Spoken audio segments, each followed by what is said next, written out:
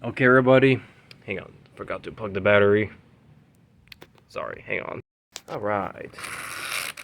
So this is gonna be my 2-year thoughts on this losi LMT. What are my thoughts on this truck?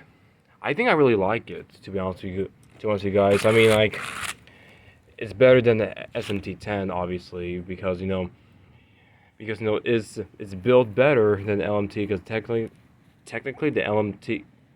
I'm sorry that I was mixing up words. Okay, the SMT10 is better than the SMT10.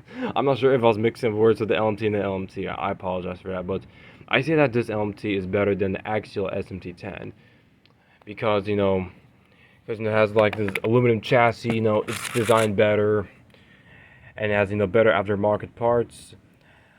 I mean, don't get me wrong, the SMT10 is also a good truck too, but let's say probably more for like racing whatsoever.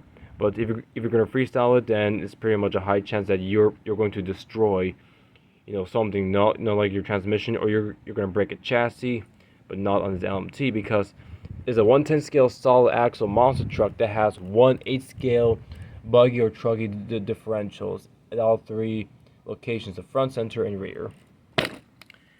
And no, those are aftermarket tires are thrown there. Those are the J Concepts launch tires with the 2.6 tribute wheels, and with the Trio Hobbies. Well, you guys can't see it there, but with the Trio Hobbies 23 millimeter, 17 millimeter hex, 23 millimeter offsets. So I mean, like, there's barely any clearance, but that really doesn't bother me. And I actually really like the wider stance on the truck. I mean, the stock tires, they're fine, but I would prefer the J Concept tires in general. Like the regular 2.6 size series. I like that. And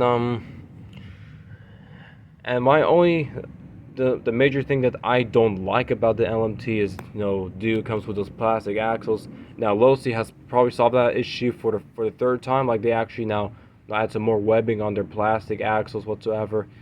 I'm just gonna stick to the trio axles because look at it. It already has I cannot talk today. It already has the battle scars on the front, and I think on the rear too. And a couple months ago, I went to Bigfoot Open House at the Trigger King RC Monster Truck event, and boy, I beat the crap out of LMT right in front of everybody. I mean, the chassis was slightly bent, which is why I hacked the front of it off and add some more bracing. I know it sounds crazy, but I'm gonna try to brace this truck the most as I can. I know it sounds a little overkill, but I like things to be very strong and solid.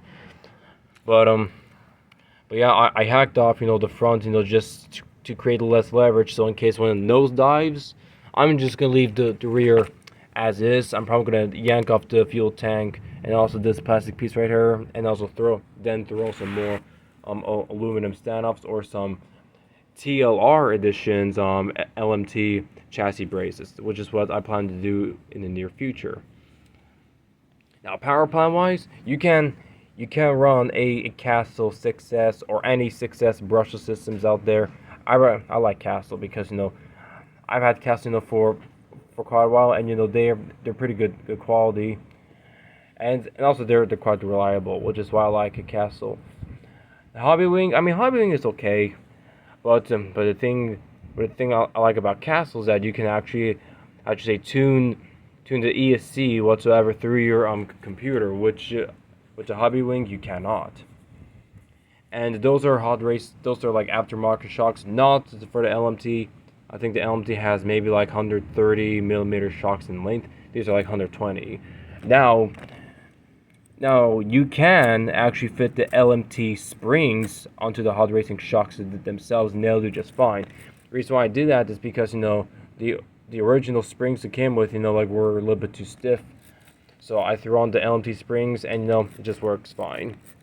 I think I like the setup how it is, but you can probably maybe like drill some holes on the shock piston, maybe drill them a little bit bigger, or maybe drill some more holes, so that way the pistons can travel a little bit smoother. And yes, this is probably the only truck that destroys the body the most. Well, shit. Ugh. There we go. The car crashing right there for y'all. Okay, that's enough whacking around.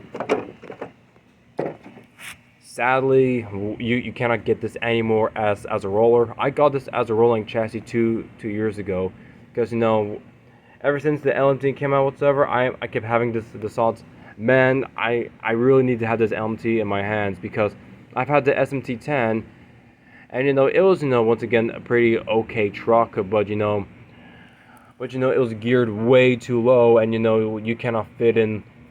I mean, you could probably fit in maybe like a faster brushless system, but I think there's this company called SSD that has maybe a lot like a high-speed transmission, probably for the SMT10, so that way you can get a lot like a high rate of speed.